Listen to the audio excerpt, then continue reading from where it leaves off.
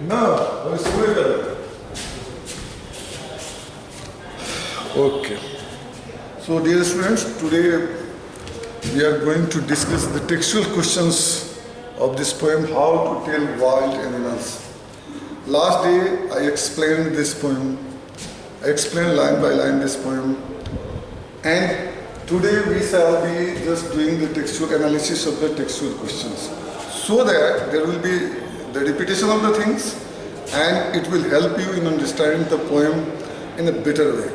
You will just more you will listen to what I am going to explain more seriously, and so it will be for better understanding and how to write the answer in the examination when the questions are asked related to this poem. How will you be able to write the correct answer of the question? Because in this poem there are certain technical questions also related to language and all that. So you will be in position to write the correct answer when you just listen to me very sincerely. And one by one I am taking the questions and I will be analyzing it, and just you listen to it. The first question, how to tell wild animals. Here the first question is,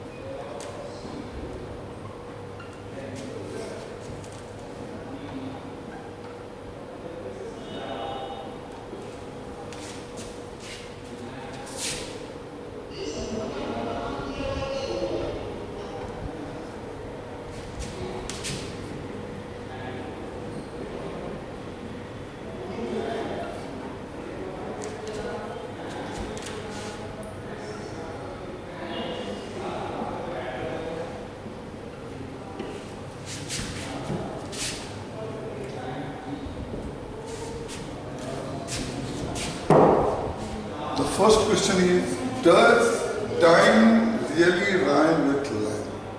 Can you say it in such a way that it does? First we have to know what is the rhyme scheme of the poem. When you just read the poem, when you just make the reading of the poem for the sake of rhyme scheme, and what kind of rhyme scheme just you get in this poem is, you see, just I am reading the first stanza and we shall catch the rhyme scheme. You see, if ever you should go by chance to jungles in the east, and if there should to you advance a large and tawny beast, if he roars at you as you are dying, you will know it is the Asian line. Here you see the first line of the poem stanza rhymes with the third. The second line rhymes with the fourth, and the fifth rhymes with the sixth. Means it is a couplet. Means it is 2, 4, 6 lines stanza.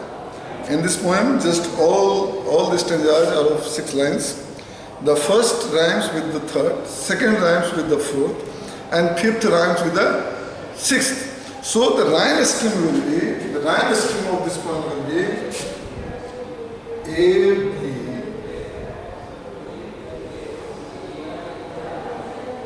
A, B, C, C. A, B means the first rhyming with the third, second rhyming with the fourth, and fifth rhyming with the sixth. So this is the rhyme scheme. This is the rhyme scheme. Here you see that the fifth line and the sixth line of the poem, dying, the poet is not, the actual word will be dying, but the poet is using dying just one. And just here he is using line. Now you can see here the difference. that he's not using the full complete word dying. Actually, he wants to say dying, but he's not using G here. He's just writing just dying. He has deleted G. So that this dying should rhyme with line. Dying line. The and no sound here, you see, dying line. To make the rhyme scheme, to give perfection to some extent to the rhyme scheme, the poet makes this sacrifice of the letter, sacrifice of the spelling. And this is called poetic license.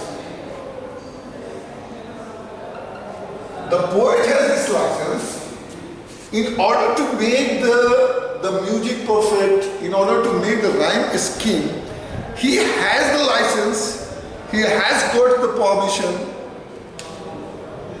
just from the literary world that he can do so. We can't. As the poet has used dying, not using G, we can say, oh, poet has used, we can also write dying. No. It is only for the poet, this is only the right of the poet to do in poetry, and for the sake of rhyme scheme, for the sake of music he does so. And this is called poetic license. He has got the license, we don't have this license. So we will have to see just for, you see, here it rhymes. May not be perfectly rhyming, but to a greater extent it is. But if he writes dying, then it will not rhyme with line. That is why the poet had deleted G from here so that it should rhyme here. And that, so far the music is concerned, we read poetry first for the sake of music, to enjoy the poem. And if it is not musical, that is the fundamental requirement of poetry, the rhyming scheme, that is, if it is not there, we can't enjoy poetry. That is why the poet does so, and as I told, Tennyson did it in his poetry. Tennyson was a great poet, and in his poetry he sacrificed even the content, the language for the sake of music. Music priority in his poetry. Here, Carolyn Wells does the same kind of thing. So this is the first question. I have explained you. Let us see the next question.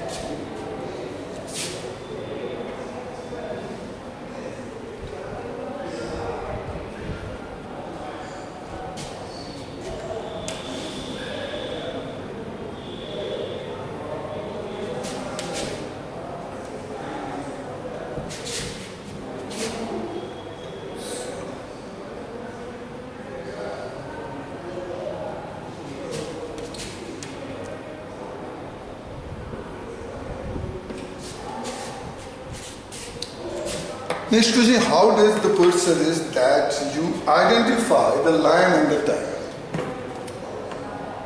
And when can you do so according to him?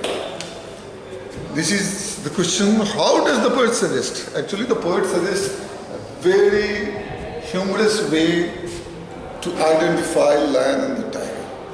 The first, he talks about lion in the first stanza. In the second stanza, he talks about lion. And while explaining this poem, I had explained you the way to identify. When you go to the forest in the east, and when an animal that just comes before you, roaring loudly, looking very furious, looking very dreadful, frightening, and you feel that you are dying. He roars at you, and the effect of that roaring sound is so just frightening to you that you feel that you are dying. Means it is very difficult for you to save yourself in this condition, because the lion is roaring, about to attack, and you feel that you will die soon. If such is the condition, if such is the animal there, then you can easily identify this lion, is this animal as lion. So this is a very risky way to go to the jungle, and in order to identify a tiger, because you will see the characteristic, because actually the poet wants to convey you the message. This is she does not say that just you go to the forest and you meet such kind of dangerous situation. Through the poem, she wants to give you a knowledge about how to identify the dangerous animals in the forest. Actually, lion has this characteristic that once you just come before the lion, it seems just the human being before the lion will come in the mood to just attack you. It starts roaring loudly, about to attack, and you feel that there is no chance to escape. There is no chance for you to escape from this danger. This is the situation, because such is the behavioral trait of lion. Such is the characteristic of lion. And also about the body, you will see that the poet says a large and tawny beast.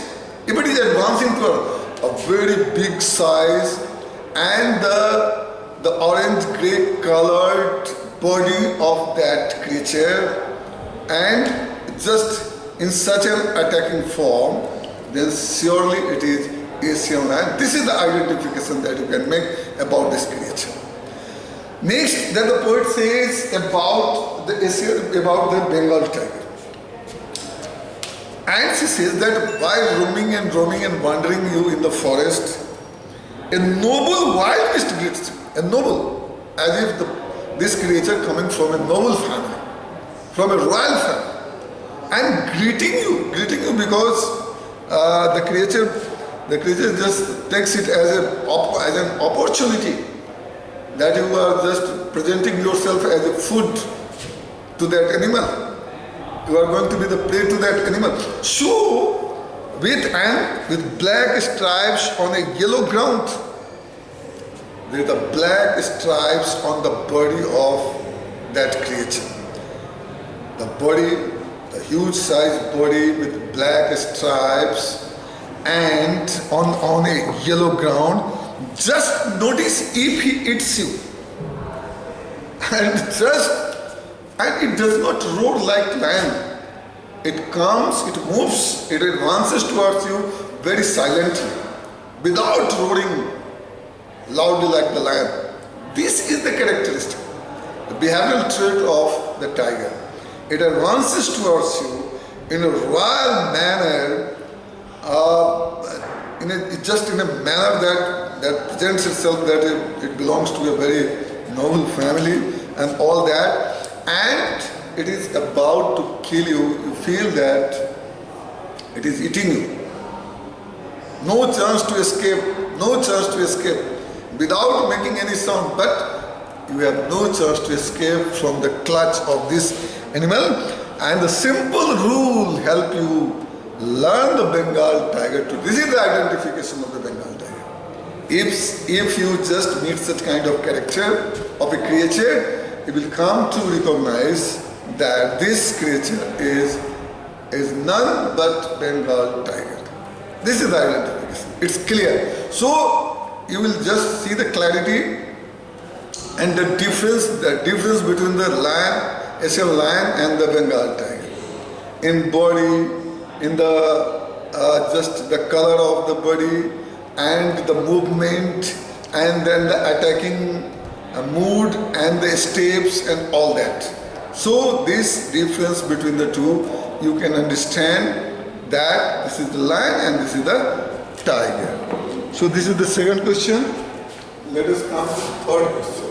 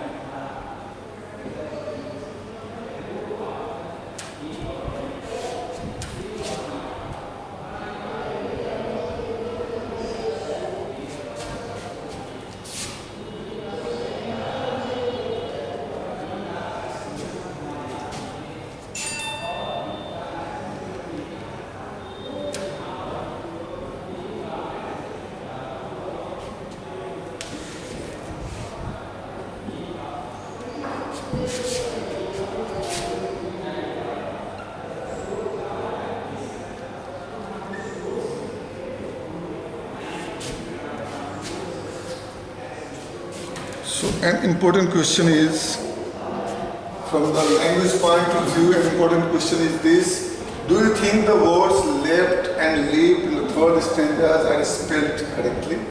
Why does the poet spell them like this? In the third stanza, you can see that how the poet has written it. If strolling forth a beast you view, whose heart with the spots is peppered, as soon as he has leapt on you, LPT, he has used this word, leapt, LPT, leapt on you, you will know it is the leopard.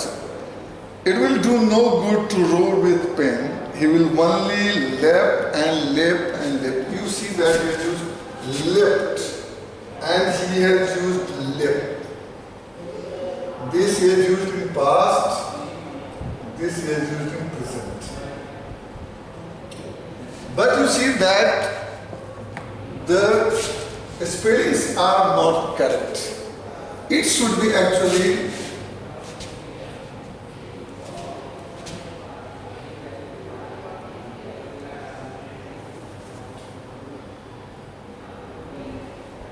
and it should be leaped. It should be LEPT leaped and it should be LEP leap. Or it can also be here. Yes, correct past tense may also be leaped. Leaped, not leapt. Leaped or leap. This is the correct spelling. But the poet has used leapt, not leaped, and leapt, not leap. Instead of leap, he has used leapt. Instead of leapt, he has used leapt. So why does the poet just use the incorrect spelling here in this stanza? Actually, you will see that he is doing so, as I told you earlier in the first question also, in the case of dying. And here actually there was the rhyming scheme that there he did for the rhyme. Actually there is two things here. One, the rhyming, the rhyme, another is rhythm. And this both makes music. This is rhyme and this is rhythm. So actually here he makes it for the sake of rhythm, this one. Because there should be a rhythmic pattern. Rhyming, not only the last actually the word should rhyme, the last word of the sentence, the last letter should be rhyming, that is called rhyming.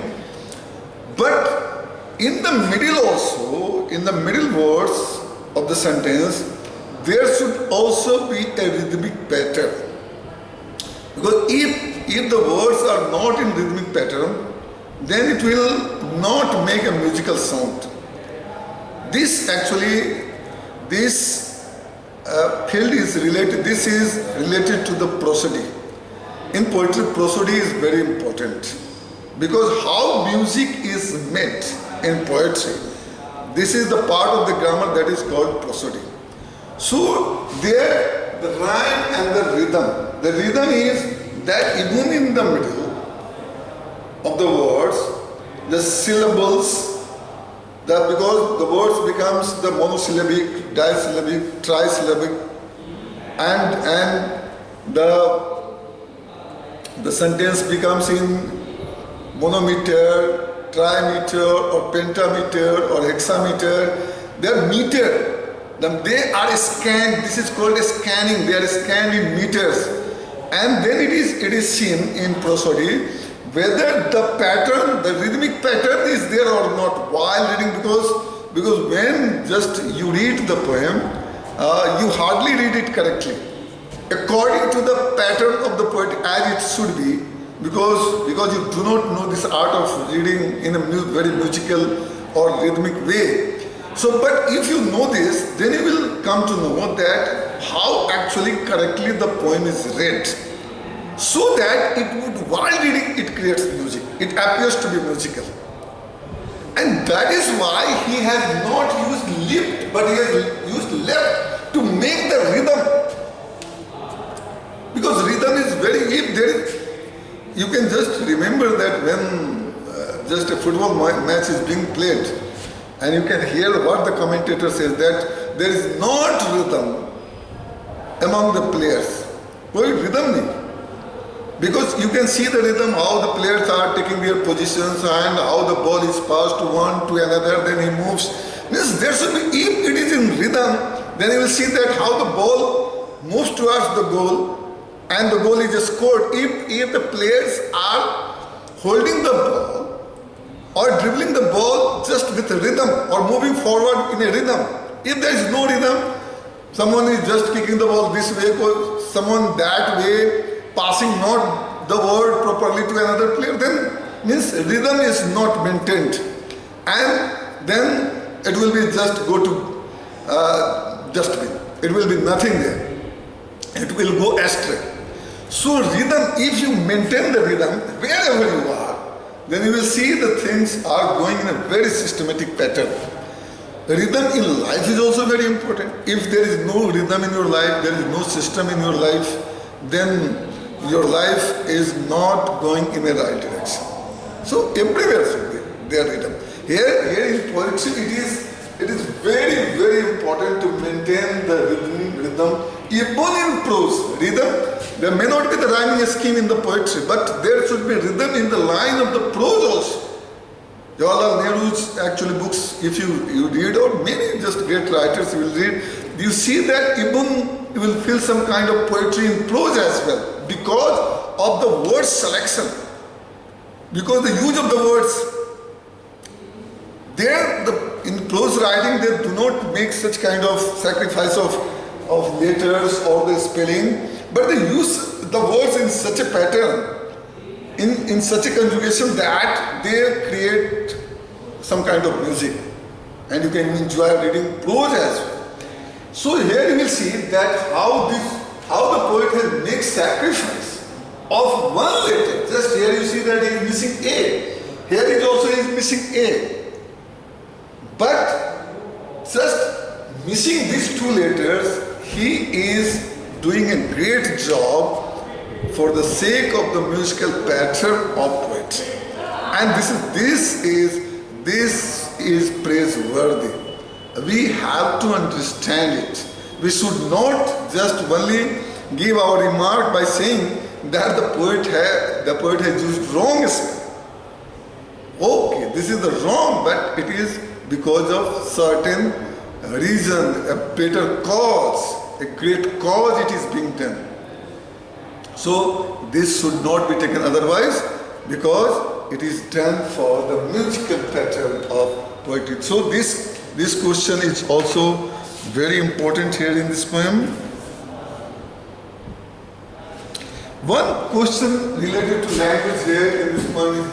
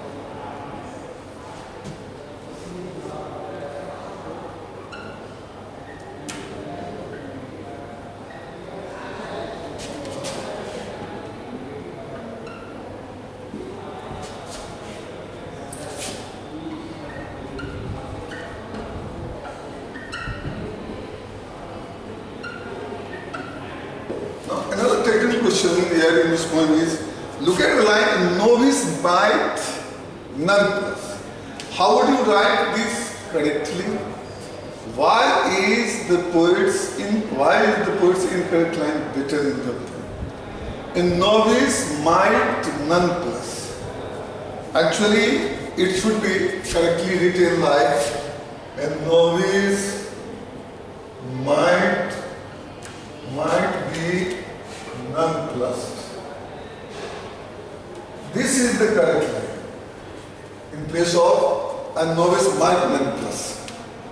Grammatically, if you go just to the grammar and read it in the grammatical pattern, then it is a novice might be nonplussed. Means a novice means a new person in the job. Here is a new person in the job of the identification of the animals.